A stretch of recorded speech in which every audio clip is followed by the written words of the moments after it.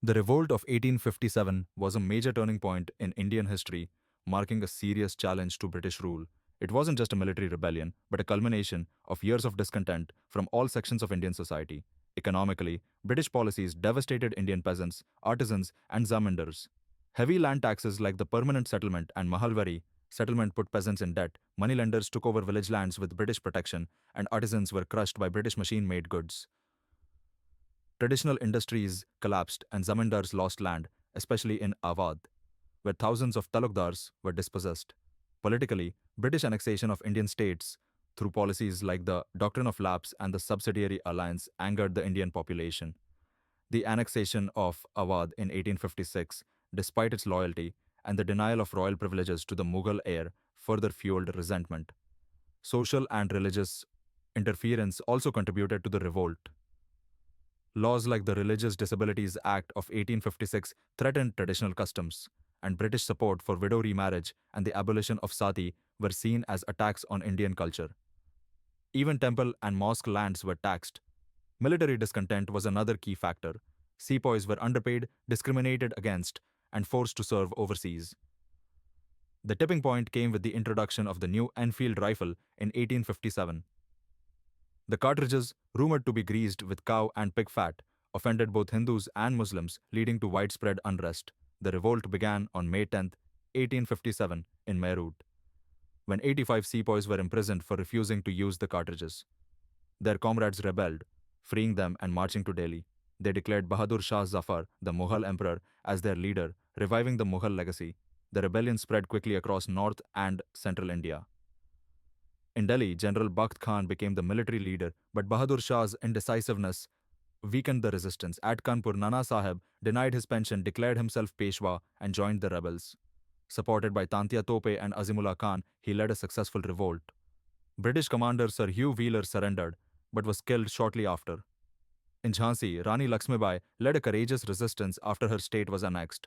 She joined forces with Tantia Tope, captured Gwalior, and died in battle in June 1858. At Lucknow, Begum Hazrat Mahal led the uprising, declaring her son as Nawab. The joint Hindu-Muslim administration held the city until March 1858. In Bihar, 80-year-old Kunwar Singh fought fiercely, and at Bareilly, Khan Bahadur Khan raised a powerful army. Maulvi Ahmadullah Shah became a key leader in Faizabad, and Shah Mal led a rural rebellion in Bagpat. The revolt wasn't just a military mutiny.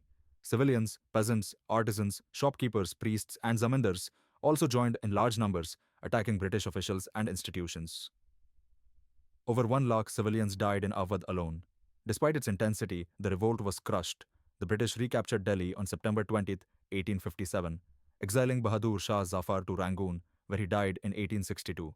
Kanpur was retaken in December, Lucknow in March 1858, and Gwalior in June.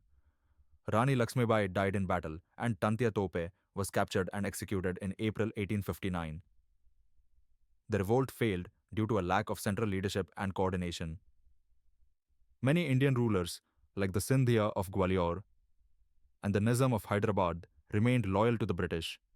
The rebels lacked modern weapons and a unified strategy, while the British had superior military strength and resources. The consequences were significant.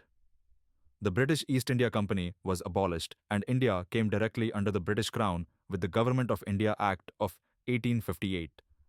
A viceroy was appointed, replacing the Governor General.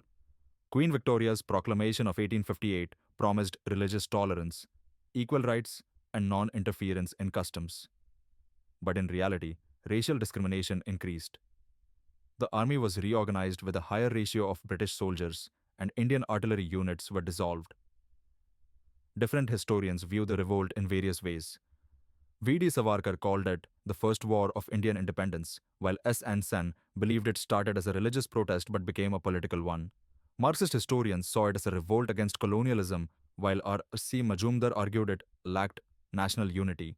Though the revolt of 1857 failed, it marked the beginning of India's freedom movement. It showed that unity across caste, religion, and region was possible, and that British rule could be challenged.